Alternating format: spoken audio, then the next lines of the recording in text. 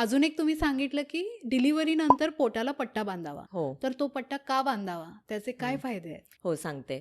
कसं आहे ना, हे बघ, गर्भाचा आकार हं, हं. वाढतो. हो. तसं-तसं युटेरसचा आकार वाढत जातो. हं, हं. म्हणजे आपलं गर्भाशय आहे ना, ते फिस्ट एवढं असतं. हं. पण मग आता बाळाच्या येण्याने ते मोठं होत जातं.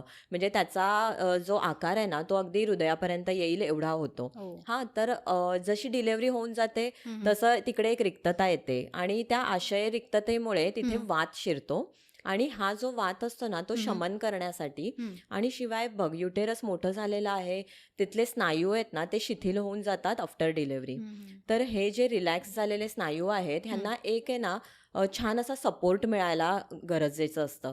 तर अच्छा. हा सपोर्ट देण्यासाठी पोटपट्टा आहे ना, तो काम करतो. बरं. शिवाय आपण बघितलं ना, तर हे बघ, गर्भाचा आकार वाढलाय, हा जो भार असतो ना, तो हं. सगळा आपल्या लंबार स्पाईन म्हणजे आपल्या मणक्यांवर पण येत असतो. हं, हं. त्यामुळे ना, लंबार लॉर्डोसिस अशी जी संज्ञा आपण म्हणतो ना, हं. तर ते लंबार लॉर्डोसिस ही कंडिशन झालेली असते स्पाईनची. हं, हं. आणि मग हे जे स्पाईन आहेत ते जे पुढे ढकललेले जातात ना, हं. त्यांना पूर्ववत स्थितीमध्ये आणण्यासाठी हा पट्टा काम करतो. तर ओके. तो स्त्रीला एक सपोर्ट पण देतोय आणि तिचे जे मसल्स आहेत त्यांना सुद्धा पूर्ववत आणायला मदत करतो. हं, हं. म्हणून हा पोटपट्टा बांधणं खूप गरजेचं आहे.